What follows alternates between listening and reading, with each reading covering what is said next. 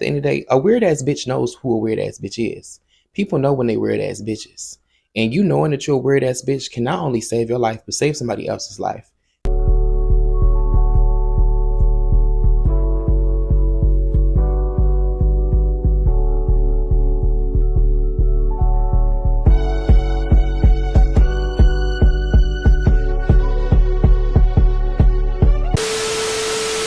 What's up, YouTube? It's your favorite Aqua Black Boy, your favorite antisocial extrovert, Blake Dupree. And as you can tell from the beginning of this video, I'm not really coming on here with the same upbeat, positive mood that is me, but it's just not befitting for this type of video. As you can tell from the thumbnail, as you can tell from the description, as you can tell from the title, this is a very sad topic. It's a topic close to my heart. It's a topic that a lot of us can almost relate to or can relate to because we all have either been victims of DV or know somebody that we love who is a victim of DV. And sometimes the victim isn't here to tell their own story. So I want to start off this video by saying, if you can't deal with topics of MURDER, people being unalived, DV, SA, stalking, this ain't the video for you. I got plenty of other content for you to check out. Go watch my Diary of Dupree series where I do pop culture and all those other type things. Very lighthearted stuff, okay? This video is close to my heart because it could have easily been one of my good Judys. It could have easily been one of my cousins. It could have easily been me. Let's just call a spade a spade. Oftentimes in the gay Black community, there is a lack of representation in relationships. And there's not a lot of people you can turn to who you can fully relate to on guidance, on advice, on how your partner should be treating you, on how you should be treating your partner, on what you should and should not be doing, because a lot of us lost our ancestors to the HIV epidemic. A lot of us are still dealing with relationships in the closet. A lot of our elders are still in the closet. So they really don't teach us how to love one another. In fact, they teach us that it's taboo to love one another. Even in 2025, those lessons are still being taught down generation from generation. You can't be this. You can be anything you want to be, but gay. I remember my father telling me that vividly when I was 6 years old. He said, "Son, I will support you with anything that you do, except if you are gay." He told a 6-year-old child that. Yes, he did. Now, my dad has done some amazing work to get to where we are at today, but it was not easy. It took decades, okay? With that being said, I don't want to make this as an excuse for anybody who thinks it's okay to take somebody else's life. This is not an excuse for anybody that thinks it's okay to put your hands on your partner.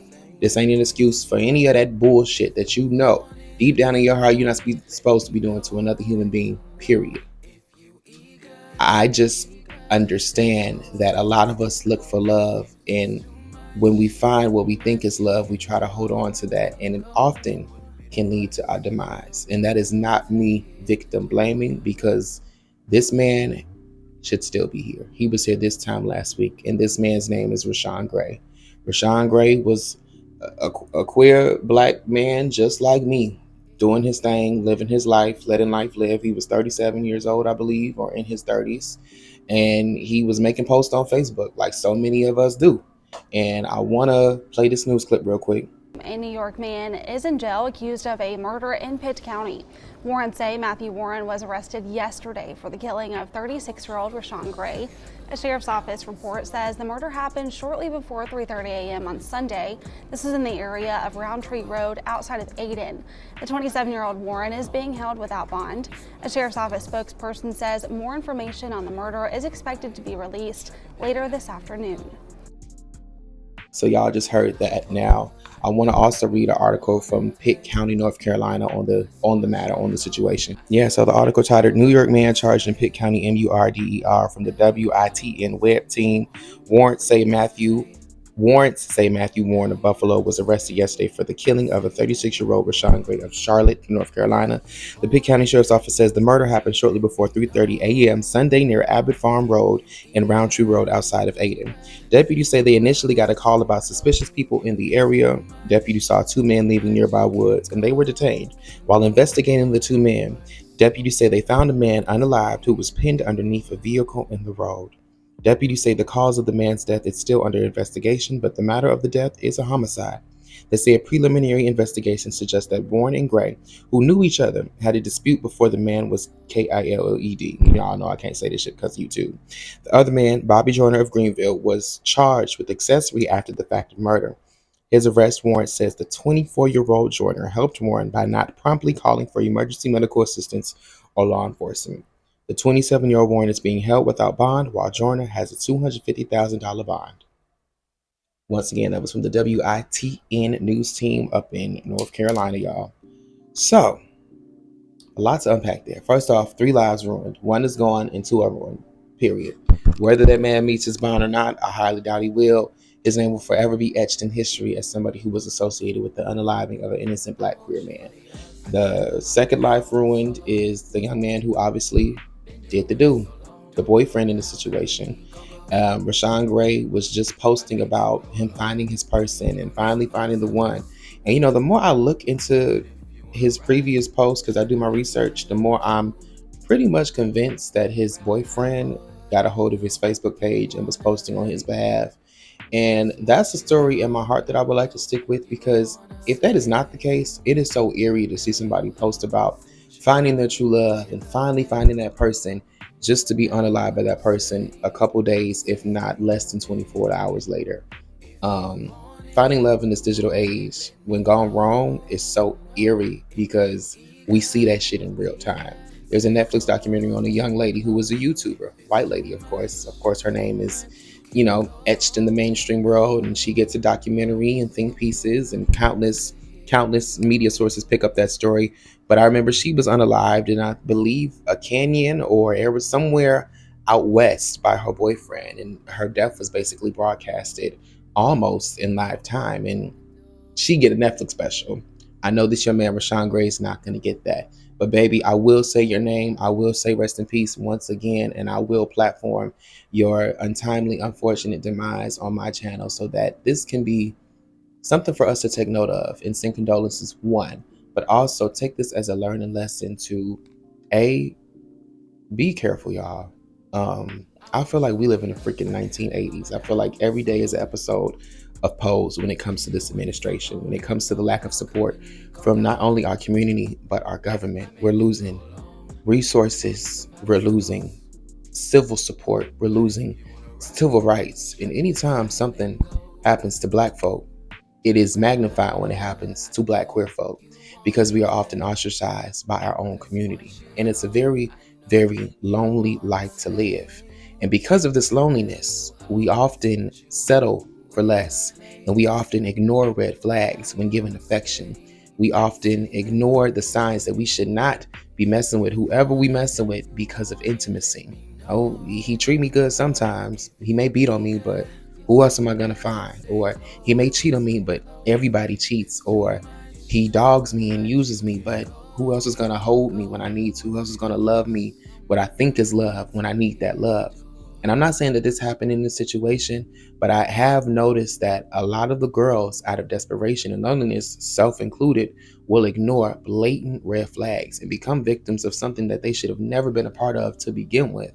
And this also hits home for me because a lot of y'all don't know, I dealt with a stalker last year. I was talking to this guy off a dating app, not even Jacked, not even Grinder, a popular dating app for the straights, bitch. Met this man on this app, and we had met up a few times. We had just simply chilled, simply hang out.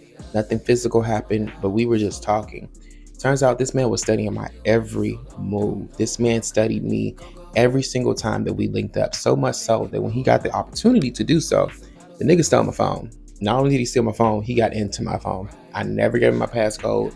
He must have been watching me putting that bitch in at some point in time, or figured out how to jailbreak an iPhone and get into that hole. But he did that, and he made my life a living hell, literally for the later half of summer 2024. I want to say for about a month and 2 weeks. Every day I woke up in a constant Lifetime movie, in a constant Lifetime docu-series, like some sort of crazy hellish way to end what was a great summer. And looking back, the situation where he took my phone, he could have definitely unalived me. And I can't say that the police, when I had to unfortunately deal with the police in that situation, I don't know if they would have cared about me being unalive for real, because they sure didn't care about The man stealing my phone, not only stealing my phone, but pretending to be me on other social media platforms, deleting all of my YouTube videos from last year that were of substance, which in case deleted money from my life forever because you can't bring your YouTube video back, but also getting money out of my accounts, making my pockets hurt as much as he could. Luckily, I called him, just pretending to be me in the emails, which was even scarier. He had access to my Gmail password even after I changed it a couple times. Just somebody who wanted to live in my skin and could have definitely ended the soul within my skin if he wanted to do so. So, seeing pure evil, which that was in person, and knowing that I was in pure evil's presence because I was looking for love and intimacy, somewhat out of desperation because there ain't a lot of love and intimacy in these streets. This shit hit home, definitely hit home. Like there's no way to form it. It definitely hit home for me, for real. Regardless of who was posting what on whose account, as we thrive and live in this digital age, everything we do is documented, whether by us or by somebody we know or a complete stranger. Um, and it's just it's eerie and it's heartbreaking. And you know what else is heartbreaking? The lack of compassion that I'm seeing from members of our own community. The man who was accused of unaliving Rashawn, his ex, is going viral, fake viral, low key viral. I don't know what to really say. For saying that, oh, I can't believe I dated a murderer and God don't play about me. Girl, read the room. Girl, this man's body is still hot. And you talking about God don't play about you? You know, I don't want to be funny on this, and I hope that's not I mean, it may come off a little funny, but this is like some real ass shit. Y'all got to know when to hold up and know when to fold up when it comes to posting about everything. Like I understand, like the endorphins that we feel when we post and we see likes and we see engagement, not even just likes on these little screens, can be addicting. But this is some real ASS SHIT. This man was unalived by somebody who could have definitely been you.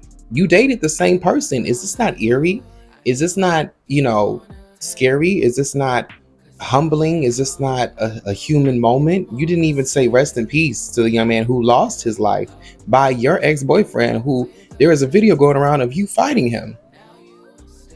If anything, I'd be quiet as a church house mouse. I would not want my name or brand affiliated with any man at all who did what this man did on Sunday. And to think that there were 3 people whose lives were unruined just this time last week is sad and heartbreaking. And I wouldn't say no shit like that, okay? That's just me. But like I said, we don't have no Department of Education, so I can't even be mad at the girls for doing dumb shit online. So there's that on that. I can't say nothing else but rest in peace. And let this be a cautionary tale to my girls out there who are looking for love, who are looking for fun, who are looking for life to live, to experience things that they have never experienced and want to experience. But you got to be safe. Okay? Trust Nanho. And I'm not saying that this young man who lost his life, Rashawn, didn't listen to his intuition. I'm not saying that he didn't follow his gut. He was taken advantage of by somebody who was supposed to love him. Period. There is no amount of God not playing about you. There is no amount of intuition. There is no amount of your ancestors not playing about you that can save you from when it's your time. It's your time. Even though I do believe that the young man who lost his life is still supposed to be here, there are certain things that we cannot control. And we should stop victim blaming and victim shaming and finding ways to make it the victim's fault from an intuition standpoint. And just pray for that young man. Pray for his spirit to be on a journey of peace because he left this world in chaos. I will say, you have to be stingy with your pum pum, stingy with your heart. Being stingy with your heart and your pum pum and your time can save your life. Period. There have been other instances in my life where I definitely learned to listen after the incident I just told y'all about. But before, I'm sure have saved my life, have saved my destiny from being drastically altered. There was a young man I was talking to. I eventually stopped talking to him because my intuition was saying something is weird about this. Come to find out, he was a spreader, and a spreader being somebody who wants to give somebody HIV. There was a young man who I was talking to. The first red flag he showed, I immediately ghosted him. Come to find out, he started blowing my phone up from like 6 different text now numbers. The nigga was also weird. It's some weird niggas out here. And the minute you peep that nigga's weird, y'all leave him alone. And if unfortunate, because this won't be the last case, the next person who doesn't peep the weird shit and loses their life, don't blame that person. Because you once were vulnerable and looking for love too.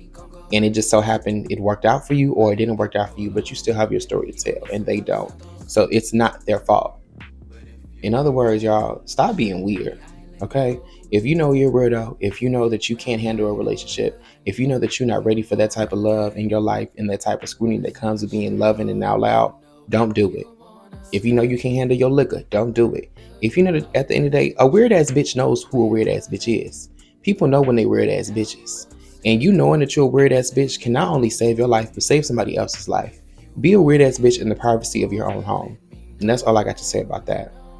Much love to y'all. Peace and blessings. Protect yourself at all costs. Look in the mirror and make sure you know that you are that because you've been that. And I love y'all so much.